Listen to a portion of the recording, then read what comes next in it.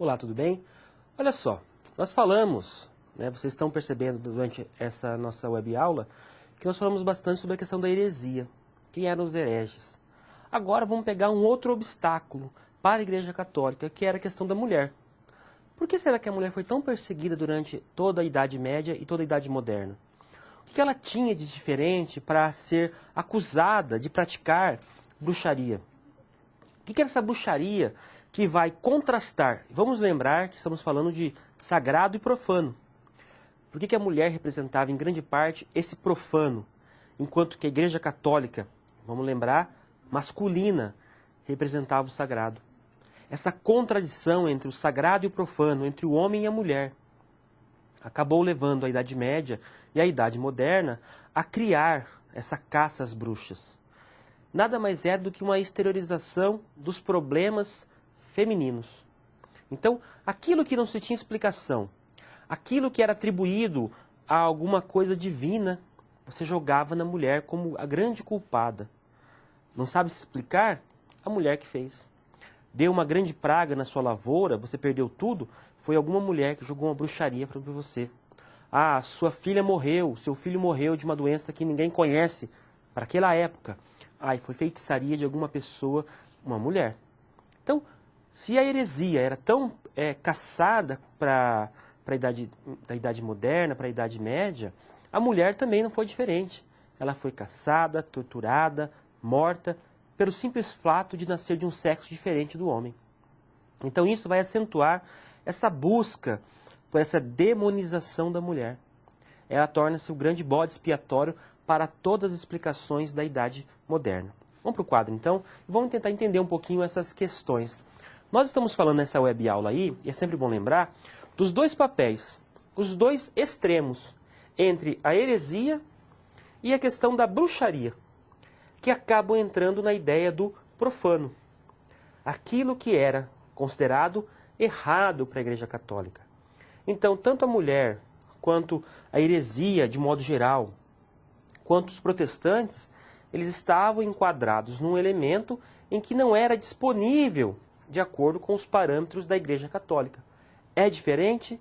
É errado. O que eu faço com o errado? Eu extermino. Então, era um pensamento bastante simples. Não havia ideia de você entender, compreender. Simplesmente pense diferente o que a Igreja Católica pensa, você elimina. Então, o papel da mulher. Bem, e a mulher no papel? Quer dizer, como vai se trabalhar com a ideia da mulher? Se a gente pensar, é só em 1970 que a história das mulheres começa a ganhar um papel de destaque. Reparem só, estamos falando de 300 anos, 400 anos, depois que a mulher começa a ganhar certo destaque, acesso ao voto, a ganhar condições de trabalhar igual um homem. E vamos lembrar que em alguns países do mundo, ainda hoje, a mulher recebe menos do que o homem, mesmo desempenhando o mesmo trabalho.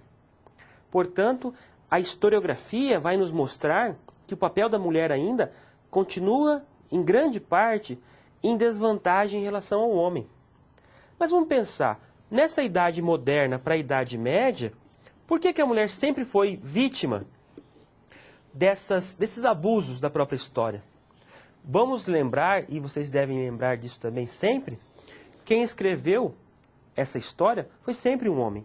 Portanto, nada mais do que colocar a mulher num papel secundário. Então, a relação entre a mulher e os demônios sempre foram associados.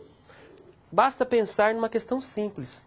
Os grandes detentores do pensamento eram homens, geralmente ligados à igreja, ao clero. E a tentação sexual representada pela mulher era grande parte atribuído a tentações do demônio. Então, o desejo sexual masculino, ele via na mulher a responsável por essa manifestação sexual.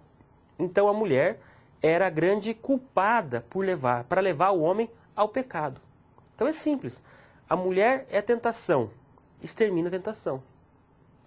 Ao mesmo tempo, é uma questão até interessante, porque ao mesmo tempo que atribui-se à mulher o papel de demônia, porque ela é associada ao desejo, também é ligado à divinização da Maria, a mãe de Deus. Então, enquanto Maria torna-se uma divindade para a Igreja Católica, como símbolo da pureza, porque ela tem um filho, ela gera um filho virgem, essa ideia também acaba levando ao outro lado, né? São os dois extremos. A demonização, ligada ao pecado, ligada à tentação. Então, nada mais justo do que você jogar para esses elementos aquilo que você não considera seu. É você extirpar os pecados. É muito mais simples você colocar que a culpa dos seus problemas está em outra pessoa do que falar que a culpa é em você. Ok? Então, essa questão é toda ligada à Idade Moderna, quando o racionalismo ainda está começando a brotar. E a grande teocentrismo, né, Deus no pensamento de tudo, acaba levando a esses grandes processos da Inquisição, da bruxaria, da heresia, do protestantismo. Eu não entendo aquilo que é diferente. Ou eu extermino, ou eu tento exterminar. Não tem outra opção. Vamos para o nosso último slide aqui para falar um pouquinho também da questão dessa bruxaria na história. Então, por que a mulher era considerada bruxa? Porque ela simplesmente não entrava nos padrões que o homem desejava.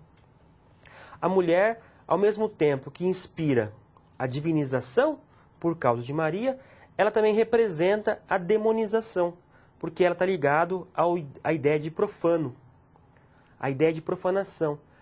Para vocês terem uma ideia, nas igrejas judaicas, a mulher até hoje não pode participar dos cultos religiosos. Naquela época, mulheres menstruadas, por exemplo, não poderiam entrar na igreja, porque era considerado como algo ruim, maléfico. Alguns livros de história falam que o sangue menstrual era capaz de corroer o ferro.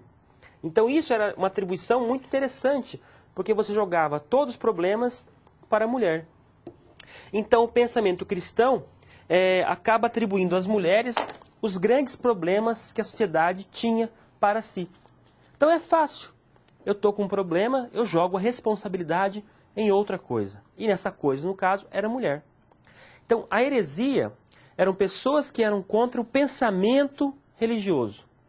Agora a bruxaria era aquelas que atentavam à própria importância da igreja, que testavam. Vamos lembrar que bruxaria, por exemplo, é aquelas senhoras de mais idade que faziam algumas poções nos seus caldeirões. Vamos lembrar que qualquer um que tem uma avó aí, eu já teve uma avó, que ela sempre sabe fazer um chazinho de alguma coisa. Então essa tua avó que faz um chazinho, na Idade Moderna, era uma bruxa.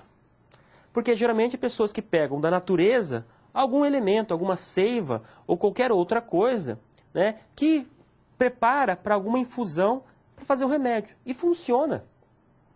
Mas para a Igreja Católica, quem pode curar é só Deus. Essa mulher era uma bruxa, porque ela estava utilizando de outros artifícios para curar. Então, cuidado. Às vezes essa bruxa mora na sua casa e você não sabe, tá certo? Então, um grande abraço e nós voltamos logo, logo.